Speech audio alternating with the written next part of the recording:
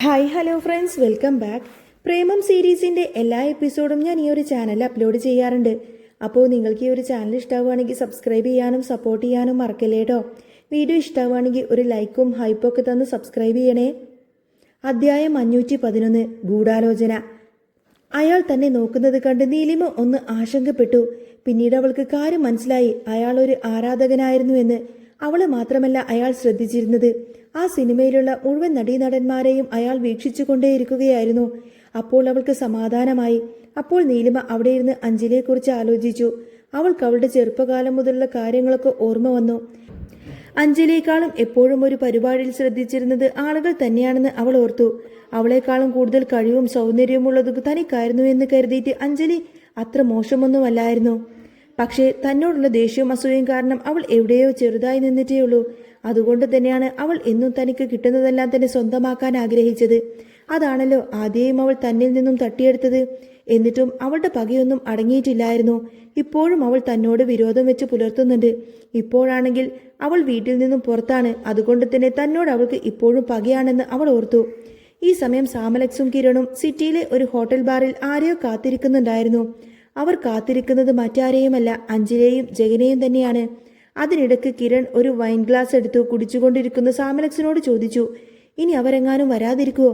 പക്ഷേ സാമലക്സ് പറഞ്ഞു, അവർ തീർച്ചയായിട്ടും വരും. കാരണം അവർക്കും ലാഭമുള്ള കാര്യമാണല്ലോ, അതുകൊണ്ട് അവർ വരാതിരിക്കില്ല. അവർക്കിപ്പോൾ സാധികയെ വെച്ചിട്ട് ഒന്നും തന്നെ നീലിമയ്ക്കെതിരെ ചെയ്യാൻ സാധിക്കുന്നില്ലല്ലോ. അവളെ ഇപ്പോൾ ഷൂട്ടിംഗ് സൈറ്റിലേക്ക് കയറ്റുന്ന പോലുമില്ല. അതുകൊണ്ട് തന്നെ ഇപ്പോൾ നീലിമയ്ക്കും സിദ്ധാർത്ഥിനുമെതിരെ ഓരോരോ പദ്ധതികൾ പ്ലാൻ ചെയ്യാൻ അവർ കൂട്ടുപിടിച്ചിരിക്കുന്നത് ജഗനെയും അഞ്ജലിയുമാണ്. സാധിക വഴി കിട്ടിയ അഞ്ജലിയുടെ ഇമെയിൽ ID വഴിയാണ് ഇവർ അഞ്ജലിയുമായിട്ട് ബന്ധപ്പെട്ടത്. അതുവഴി അവർക്ക് ജഗനെയും പരിചയപ്പെടാൻ കഴിഞ്ഞു. ഈ സമയം സാമലക്സ് ചോദിച്ചു, ഇനി അവർ രണ്ടുപേരും നമുക്കെതിരെ തിരിയുമോ? അവരെ വിശ്വസിക്കാൻ കൊള്ളാമോ? നമ്മളെക്കാൾ ആവശ്യമാണ് അവർക്ക് നീലിമയും സിദ്ധാർത്ഥിനെയും തകർക്കുക എന്നത്. അതുകൊണ്ട് തന്നെ അവർക്ക് എന്തായാലും ഇതിൽ നിന്നും പിന്മാറാൻ സാധിക്കില്ല. മാത്രവുമല്ല, നമുക്ക് അവരുമായിട്ടുള്ള ബന്ധം നമ്മളൊന്ന് സൂക്ഷിച്ച് മാത്രമേ ഇടപെടുള്ളൂ. അവർക്കെതിരെയുള്ള എല്ലാ തെളിവുകളും നമ്മൾ സൂക്ഷിച്ചു വെക്കുകയും ചെയ്യും. അവർ നമുക്കെതിരെ തിരിയാൻ ചിന്തിക്കുന്നതിന് മുൻപേ തന്നെ നമുക്ക് അവരെ അടിച്ചൊതുക്കാൻ സാധിക്കണം. അതിനു വേണ്ടിയിട്ടായിരിക്കണം നമ്മൾ ഓരോരോ തെളിവുകളും സൂക്ഷിച്ചു വെക്കുന്നത്, കിരൺ പറഞ്ഞു. അത് കേട്ടപ്പോൾ സാമലക്സിന് സന്തോഷമായി. ആ സമയം കിരൺ അഞ്ജലിയെക്കുറിച്ച് ആലോചിക്കുകയായിരുന്നു. താനും സിദ്ധാർത്ഥും എങ്ങനെയോ അതുപോലെ തന്നെയാണ് അഞ്ജലിയും നീലിമയും. തനിക്ക് തന്റെ ചെറുപ്പകാലത്ത് ഇന്നോളം അനുഭവിക്കേണ്ടി വന്ന എല്ലാ ദുരിതങ്ങളും അഞ്ജലിയും അനുഭവിക്കേണ്ടി വന്നിട്ടുണ്ട്. ആ സമയം സാമലക്സ് കിരണിനോടായിട്ട് പറഞ്ഞു, സ്വന്തം സഹോദരിയെ ചതിക്കാൻ വേണ്ടിയിട്ട് കൂട്ടുനിൽക്കുന്ന ആളാണ് ആ അഞ്ജലി. അതുകൊണ്ട് തന്നെ അവളെ സൂക്ഷിച്ചു മാത്രമേ കൈകാര്യം ചെയ്യാൻ പാടുള്ളൂ. അവളെ വിശ്വസിക്കാനൊന്നും പാടില്ല. അപ്പോൾ കിരൺ ചോദിച്ചു, അങ്ങനെയാണെങ്കിൽ ഞാനോ? ഞാൻ എന്റെ സഹോദരനെ ചതിക്കാനാണല്ലോ കൂട്ടുനിൽക്കുന്നത്. തനിക്ക് എന്നെയും വിശ്വാസമില്ലേ? അപ്പോൾ സാമലക്സ് പറഞ്ഞു, അഞ്ജലി പോലെയല്ലോ കിരണിനെ എനിക്ക് ആദ്യം നിന്നെ അറിയാമല്ലോ. ആ സമയം വാതിലിൽ ആരോ മുട്ടുന്നത് പോലെ തോന്നി. അപ്പോൾ സാമലക്സ് വാതിൽ തുറന്നു കൊടുക്കാൻ പോയി. ആ സമയം ഒരു പെൺകുട്ടിയും മുഖം മൂടി ധരിച്ച ഒരാളും കൂടി അകത്തേക്ക് കയറി വന്നു. അത് അഞ്ജലിയും ജഗനുമായിരുന്നു. ജഗൻ ജയിൽ ചാടിയത് കൊണ്ട് തന്നെ അവന് മുഖം വെളിപ്പെടുത്താത്തത് കൊണ്ട് അവളുടെ മുന്നിലേക്ക് വരാൻ കഴിയില്ലല്ലോ. അതുകൊണ്ട് അവൻ മുഖം മൂടി ധരിച്ചിരിക്കുന്നു. അവരെ കണ്ടപ്പോൾ കിരൺ അവരെ രണ്ടുപേരെയും അകത്തേക്ക് സ്വാഗതം ചെയ്തത് അവർക്ക് വൈൻ ഗ്ലാസുകൾ നീട്ടി. അപ്പോൾ തന്നെ ജഗൻ അവനോട് ചോദിച്ചു, എന്താ ഈ പദ്ധതികളെല്ലാം? അപ്പോൾ കിരൺ പറഞ്ഞു, ഇല്ല, ഞങ്ങളൊന്നും പ്ലാൻ ചെയ്തിട്ടില്ല. നമുക്ക് കണ്ടൊന്ന് സംസാരിക്കാം, പരിചയപ്പെടാമെന്ന് കരുതിയിട്ടാണ് ഇപ്പം നിങ്ങൾ ഇങ്ങോട്ടേക്ക് വിളിപ്പിച്ചത്. നമ്മൾ വിചാരിക്കുന്നത് പോലെ നമുക്ക് പെട്ടെന്ന് തന്നെ അവർക്കെതിരെ തിരിയാൻ സാധിക്കില്ല. കാരണം അവർ എപ്പോഴും തന്നെ ആ നാട്ടുകാരുടെ നടുവിലാണ്, അതായത് അവരുടെ ഷൂട്ടിംഗ് ലൊക്കേഷനിൽ. അതുകൊണ്ട് തന്നെ പെട്ടെന്ന് അവർക്കെതിരെ ഒന്നും ചെയ്യാൻ സാധിക്കില്ല. മാത്രവുമല്ല, സിദ്ധാർത്ഥിന്റെ അരികിൽ എപ്പോഴും ആ സ്പെഷ്യൽ സെക്യൂരിറ്റിമാരുണ്ടായിരിക്കും. അതുകൊണ്ട് തന്നെ നമ്മൾ സൂക്ഷിച്ചു വേണം ഇടപഴകാൻ. ഏതെങ്കിലും രീതിയിലൊന്ന് പാളിപ്പോയാൽ നമ്മൾ പിന്നെ പുറം ലോകം കാണില്ല. പിന്നീട് ഒരിക്കലും നിന്നെ ജയിലിൽ നിന്ന് പുറത്തിറക്കാൻ സാധിച്ചെന്നും വരില്ല. അതുകൊണ്ട് തന്നെ നമുക്കിപ്പോൾ ഭക്ഷണം കഴിച്ചുകൊണ്ട് പിരിയാം. പിന്നീട് ഒരു ദിവസം അവർക്കെതിരെയുള്ള പദ്ധതികളൊക്കെ കുറച്ച് ചർച്ച ചെയ്യാം. അതും പറഞ്ഞുകൊണ്ട് തന്നെ അവർ ഭക്ഷണം കഴിക്കാനിരുന്നു. ഇതേ സമയം ഷൂട്ടിംഗ് ലൊക്കേഷനിൽ നിന്നും സിദ്ധാർത്ഥും നീലിമയും എല്ലാം തിരിച്ചെത്തിയിരുന്നു. അവൻ വീടിന്റെ ഹാളിലിരുന്നു. അവൻ വിളിച്ചറിയിച്ചത് പ്രകാരം വിശ്വനാഥനും സൂര്യയും പ്രിയങ്കയും മനീഷും മല്ലികാമയും എല്ലാവരും ഹാളിലേക്ക് വന്നിരുന്നു. അവനെ കണ്ട ഉടനെ തന്നെ വിശ്വനാഥൻ ചോദിച്ചു, എന്താ മോനെ, എന്താ പ്രശ്നം? എന്തെങ്കിലും പറയാനുണ്ടോ? അപ്പ സിദ്ധാർത്ഥ് പറഞ്ഞു, അതെ, കുറച്ചധികം കാര്യങ്ങൾ നിങ്ങൾ എല്ലാവരോടും പറയാനുണ്ട്. അതുകൊണ്ട് തന്നെയാ ഞാൻ നിങ്ങളോടൊക്കെ വരാൻ പറഞ്ഞത്. നിങ്ങൾക്കറിയാമല്ലോ എനിക്ക് ധാരാളം ശത്രുക്കളുണ്ട് എന്ന്. അവർ എന്നെ മാത്രമല്ല നോട്ടം വിട്ടിരിക്കുന്നത്, എന്നെയും എൻ്റെ കുടുംബത്തെയും കൂടാതെ എൻ്റെ കൂടെയുള്ള നിങ്ങൾ എല്ലാവരെയും അവർ നോട്ടമിട്ടിട്ടുണ്ട്.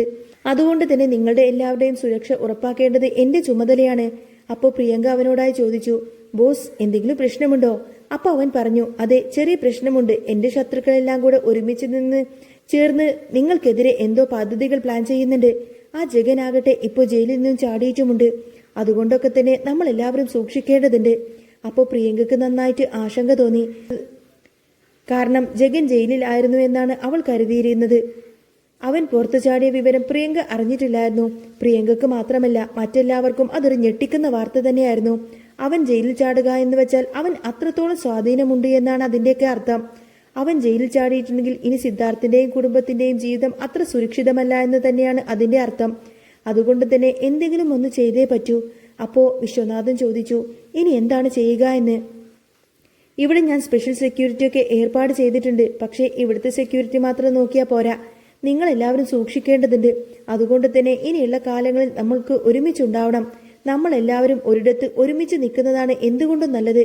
ഇനി എനിക്ക് എന്തെങ്കിലും പ്രശ്നം വന്നാൽ നിങ്ങളെല്ലാവരും എൻ്റെ കൂടെ ഉണ്ടാവില്ലേ? സിദ്ധാർത്ഥ് ചോദിച്ചു. അപ്പോൾ എല്ലാവരും ഒറ്റ സ്വരത്തിൽ പറഞ്ഞു, പിന്നല്ലാതെ ഞങ്ങൾ എല്ലാവരും നിന്റെ കൂടെ തന്നെ ഉണ്ടാവുമെന്ന്. അപ്പോൾ സിദ്ധാർത്ഥ് തുടർന്നു, അഞ്ജലിയും ജഗനും ഇപ്പോൾ ഒരുമിച്ചാണ്. എനിക്ക് നല്ല സംശയമുണ്ട്. മാത്രവുമല്ല ആ സാമലക്സും അവരുടെ കൂടെ ഉണ്ടെന്ന് തോന്നുന്നു. കാരണം നമ്മുടെ കൂടെ ഉണ്ടായിരുന്ന ആ സാധികയുണ്ടല്ലോ, അവൾ ആ സാമലക്സിന്റെ ആളാണ്. ഇത് കേട്ടപ്പോൾ മല്ലികാമ പറഞ്ഞു, അന്ന് അവൾ ഈ വീട്ടിലേക്ക് നീലിമയെ തിരിഞ്ഞു വന്നപ്പോഴേ എനിക്ക് സംശയമുണ്ടായിരുന്നു. ഞാനത് പറഞ്ഞതുമാണ്. അവളുടെ സ്വഭാവത്തിൽ എന്തൊക്കെയോ ഒരു പിശകുണ്ട് എന്ന കാര്യം. പക്ഷേ അന്നത് നീലിമ കാര്യമാക്കിയിട്ടെടുത്തില്ല. സിദ്ധാർത്ഥ് പറഞ്ഞു, ഇനിയിപ്പോ അതൊന്നും പറഞ്ഞിട്ട് കാര്യമില്ല മല്ലികാമേ. ഇനി നമുക്ക് ചെയ്യാനുള്ളത് എന്താന്ന് വെച്ചാൽ അത് നമ്മൾ വേഗം തന്നെ ചെയ്യണം. അവർ അവരുടെ പദ്ധതികൾ നമുക്കെതിരെ നടപ്പിലാക്കുന്നതിന് മുൻപേ തന്നെ നമ്മൾ ആ ജഗനെ അങ്ങ് കൊടുക്കണം. അവൻ ജയിൽ ചാടിയത് കൊണ്ട് തന്നെ നമ്മൾ കൂടുതൽ ഭയക്കേണ്ടിയിരിക്കുന്നു. അവനെ എത്രയും പെട്ടെന്ന് തന്നെ തിരിച്ച് ജയിലിലേക്ക് എത്തിക്കാൻ കഴിഞ്ഞാൽ നമുക്കതൊരു വലിയ ആശ്വാസമായിരിക്കും. എനിക്ക് തോന്നുന്നത് ആ ജഗനായിരിക്കും അവരുടെ എല്ലാവരുടെയും ശക്തി എന്നാണ്. അല്ലാതെ ഒരിക്കലും അവർ ഇത്രയും റിസ്ക് എടുത്ത് ജഗനെ പുറത്തെടുക്കാനൊന്നും നോക്കില്ല. ഇനിയിപ്പോൾ നമ്മൾ കൂടുതൽ ശ്രദ്ധിക്കേണ്ടിയിരിക്കുന്നു. അവർക്കെതിരെ ഉടനെ തന്നെ നമ്മൾ എന്തെങ്കിലും ചെയ്യണം, അല്ലെങ്കിൽ അത് നമുക്ക് തന്നെ ആപത്താവും. അവർക്കെതിരെ എന്ത് ചെയ്യേണ്ടി വന്നാലും നിങ്ങളെല്ലാവരും എൻ്റെ കൂടെ തന്നെ ഉണ്ടാവില്ലേ? സിദ്ധാർത്ഥ വീണ്ടും ചോദിച്ചു. ഇത് കേട്ട് വിശ്വനാഥൻ പറഞ്ഞു, ഞങ്ങൾ എല്ലാവരും നിന്റെ കൂടെ തന്നെ ഉണ്ടാകുമെന്ന് പറഞ്ഞില്ലേ മോനെ? നീ അതൊന്നും ഓർത്തിട്ട് ടെൻഷൻ അടിക്കണ്ട. മാത്രവുമല്ല ഇവിടെ നിന്റെയും നിന്റെ ഫാമിലിയുടെയും കാര്യത്തിലൊക്കെ നീ സെക്യൂരിറ്റി ഓഫീസർമാരെയൊക്കെ നിയമിച്ചിട്ടുള്ളതിനാൽ അതുകൊണ്ടൊന്നും നീ പേടിക്കേണ്ട ആവശ്യമൊന്നുമില്ലല്ലോ. അതുകൊണ്ട് തന്നെ എന്ത് വന്നാലും നമ്മൾ എല്ലാവരും ഒരുമിച്ച് നേടൂ. വിശ്വനാഥൻ പറഞ്ഞു നിർത്തി. നീലിമ ഇതെല്ലാം അവിടെ നിന്ന് കേൾക്കുന്നുണ്ടായിരുന്നു. സത്യത്തിൽ അവൾക്ക് നല്ല ഭയമുണ്ടായിരുന്നു. പക്ഷേ അവരുടെ എല്ലാവരുടെയും ആത്മവിശ്വാസം കണ്ടപ്പോൾ അവളുടെ ഭയത്തിന് നേരിയൊരു കുറവ് വന്നു. അങ്ങനെ അവൾ കുഞ്ഞിനെ ഉറക്കാനായി മുകളിലേക്ക് പോയി. അപ്പോൾ പ്രിയങ്ക ചോദിച്ചു, അല്ല, അഞ്ജലിയും ജഗനുമായിട്ട് എങ്ങനെയാ പരിചയം? അവർ എങ്ങനെയാണ് കൂട്ടുകൂടിയത്? അപ്പോൾ സിദ്ധാർത്ഥ് പറയുന്നു, എങ്ങനെയാണെന്നും കറക്റ്റായിട്ടൊന്നും എനിക്കറിയില്ല. എന്നിരുന്നാലും അഞ്ജലി പണ്ടു മുതലേ നീലിമയുടെ കാര്യത്തിൽ ശ്രദ്ധിക്കുമായിരുന്നു. പക്ഷേ അത് പോസിറ്റീവായിട്ടല്ല. നീലിമക്കൊരു നല്ല കാര്യം വരുന്നത് പണ്ടേ അഞ്ജലിക്ക് ഇഷ്ടമില്ലായിരുന്നു. അതുകൊണ്ട് തന്നെ നീലിമയെ തകർക്കാൻ വേണ്ടിയിട്ട് നീലിമയുടെ ശത്രുക്കളെയെല്ലാം തിരഞ്ഞു പിടിച്ച് അവരുമായിട്ട് കൂട്ടുകൂടുന്നത് അഞ്ജലിയുടെ ഒരു ഹോബിയാണ്. ഇപ്പോൾ അതൊന്നുമല്ല നമ്മൾ ചിന്തിക്കേണ്ടത്. നേരത്തെ നീലിമ ഉണ്ടായതുകൊണ്ടാണ് ഞാൻ പറയാതിരുന്നത്. അവർ കൂടുതലും ടാർഗറ്റ് ചെയ്യുന്നത് നീലിമയും കുഞ്ഞിനെയാണ്. അതുകൊണ്ട് തന്നെ കൂടുതൽ അപകടം അവൾക്കാണ് വരാൻ ചാൻസ് ഉണ്ട്. അതുകൊണ്ട് തന്നെ അവളുടെ കാര്യത്തിൽ നമ്മൾ എല്ലാവരും കൂടുതൽ ശ്രദ്ധ നൽകണം, സിദ്ധാർത്ഥ് പറഞ്ഞു. അപ്പോൾ പ്രിയങ്ക അവനോടായി പറഞ്ഞു, നമ്മളെല്ലാവരും ഇപ്പോൾ ഷൂട്ടിംഗ് സ്ഥലത്താണല്ലോ. അവിടെയാണെങ്കിൽ ഒരുപാട് ജനങ്ങളും ഉണ്ടാവും. അതുകൊണ്ട് തന്നെ അവർക്കിടയിൽ വന്ന് നമ്മളെ ഉപദ്രവിക്കാൻ അവർ ഇപ്പോൾ ശ്രമിക്കില്ല എന്നാ എനിക്ക് തോന്നുന്നത്. ഇനി അഥവാ അവരങ്ങോട്ടേക്കെങ്ങാനും വന്നു കഴിഞ്ഞാൽ സാറിന്റെ സ്പെഷ്യൽ സെക്യൂരിറ്റി ഓഫീസേഴ്സൊക്കെ അവരെ അങ്ങ് തീർത്ത് കളഞ്ഞോളും. അന്നേരം സിദ്ധാർത്ഥ് പറഞ്ഞു, ഒരാൾ നമ്മളെ ദ്രോഹിക്കാനായി തുണിഞ്ഞിറങ്ങിക്കഴിഞ്ഞാൽ ഏത് വഴിയും അവർ സ്വീകരിക്കും. അതുകൊണ്ട് തന്നെ പല വഴിക്കും അവർ നമ്മളെ ആക്രമിക്കാൻ ശ്രമിച്ചുകൊണ്ടേയിരിക്കും. അതുകൊണ്ട് തന്നെ അവരുടെ ആക്രമണങ്ങളെ തടുക്കാൻ വേണ്ടിയിട്ട് നമ്മൾ എപ്പോഴും സജ്ജരായിരിക്കുകയും വേണം. അതെല്ലാം നമുക്ക് ഷൂട്ടിംഗ് കഴിഞ്ഞതിന് ശേഷം ചിന്തിക്കാം. അപ്പോൾ വിശ്വനാഥൻ പറഞ്ഞു, അല്ല മോനെ, അവൻ ജയിലിൽ ചാടിയാണായതുകൊണ്ട് തന്നെ അവന്റെ രൂപത്തിൽ പുറത്തിറങ്ങി നടക്കാനൊന്നും സാധിക്കില്ലല്ലോ. അതുകൊണ്ട് തന്നെ അവൻ മേശം മാറിയിട്ടായിരിക്കും, അഥവാ അവൻ പുറത്തിറങ്ങുന്നുണ്ടെങ്കിൽ തന്നെ ചെയ്യുക. അതുകൊണ്ട് തന്നെ ഷൂട്ടിംഗ് സൈറ്റിൽ വെച്ച് നമ്മൾ എങ്ങനെയാണ് അവനെ തിരിച്ചറിയുക? അപ്പോഴാണ് സിദ്ധാർത്ഥിന് ആ ഒരു കാര്യത്തെക്കുറിച്ച് ഓർമ്മ വന്നത്. ശരിയാണ്, അവൻ എന്തെങ്കിലും രീതിയിൽ വേഷം മാറിയിട്ടാണ് വരുന്നത് എങ്കിൽ ഒരിക്കലും ആ ഷൂട്ടിംഗ് സൈറ്റിൽ വെച്ചിട്ട് അവനെ കണ്ടെത്താൻ കഴിയില്ല എന്ന് അവന് മനസ്സിലായി. അപ്പോൾ സിദ്ധാർത്ഥ് പറഞ്ഞു, അച്ഛൻ പറഞ്ഞ കാര്യം ശരിയാണ്. അതുകൊണ്ട് തന്നെ ഷൂട്ടിംഗ് സൈറ്റിൽ കുറച്ച് കൂടുതൽ സെക്യൂരിറ്റി ഗാർഡ്സിനെ വെക്കാൻ വേണ്ടിയിട്ട് ഞാൻ വിനോദിനോട് പറയാം. അപ്പോൾ വിശ്വനാഥൻ പറഞ്ഞു, എന്തൊക്കെയായാലും നമ്മൾ ശ്രദ്ധിക്കണം മോനെ. എത്ര സെക്യൂരിറ്റി ഗാർഡ്സിനെ വെച്ച് കഴിഞ്ഞാലും അവന് അതിനുള്ളിലേക്ക് കയറാൻ സാധിക്കാതെ ഒന്നും ഉണ്ടാവില്ല. കാരണം അവൻ ആരെയെല്ലാം സ്വാധീനിക്കുമെന്ന് നമുക്ക് പറയാൻ സാധിക്കില്ലല്ലോ. അതുകൊണ്ട് തന്നെ നമ്മൾ കൂടുതൽ ശ്രദ്ധിക്കണം. അല്ലെങ്കിൽ നമുക്ക് പോലീസിൽ ഒരു കംപ്ലൈന്റ് കൊടുത്താലോ? വിശ്വനാഥൻ ചോദിച്ചു. അപ്പോൾ സിദ്ധാർത്ഥ് പറഞ്ഞു, വേണ്ടച്ചാ, പോലീസിലൊക്കെ കംപ്ലൈന്റ് കൊടുത്താൽ അവൻ കരുതും നമുക്കവനെ പേടിയാണെന്ന്. അതുകൊണ്ട് അവന്റെ ധൈര്യം വർദ്ധിപ്പിക്കുകയുള്ളൂ. ആ ഒരു ധൈര്യം വർദ്ധിപ്പിക്കാനേ സാധ്യതയുള്ളൂ. മാത്രവുമല്ല, അവന് ആരൊക്കെയാണ് സ്വാധീനമെന്ന് നമുക്കറിയില്ലല്ലോ. അവന്റെ സ്വാധീനത്തിൽപ്പെട്ട ആരെങ്കിലുമാണ് നമ്മൾ വിളിക്കുന്നതെങ്കിൽ അത് നമുക്ക് കൂടുതൽ അപകടമുണ്ടാക്കിയേ ചെയ്യുകയുള്ളൂ. മാത്രവുമല്ല, ഞാൻ അവനെ അവസാനമായി കണ്ടപ്പോൾ അവൻ എൻ്റെ കയ്യിൽ നിന്നും ഒരു റേഡിയോ ഗിഫ്റ്റായിട്ട് വാങ്ങിച്ചിരുന്നു. അപ്പോൾ അവൻ എന്നോട് ശത്രുത ഉള്ളതുപോലെയൊന്നും ഇല്ലായിരുന്നു. അതുകൊണ്ട് ഇനി എന്താ ഏതാണെന്നൊന്നും അറിയില്ലല്ലോ നമുക്ക്. പോലീസിൽ കംപ്ലൈൻ്റ് ഒന്നും ചെയ്യണ്ട. അപ്പോൾ വിശ്വനാഥൻ പറഞ്ഞു, അവൻ ആ റേഡിയോ വെച്ച് മറ്റെന്തെല്ലാമോ പ്ലാൻ ചെയ്തിരിക്കുന്നു എന്നാണ് എനിക്ക് തോന്നുന്നത്. അച്ഛൻ പറഞ്ഞത് ശരിയാണെന്ന് സിദ്ധാർത്ഥനും തോന്നി. ഈ സമയത്ത് തന്നെ ജഗനും അഞ്ജലിയും ഒരു വലിയ ഹോട്ടലിന്റെ റൂമിന്റെ മുന്നിൽ കതകിൽ മുട്ടിയിരുന്നു.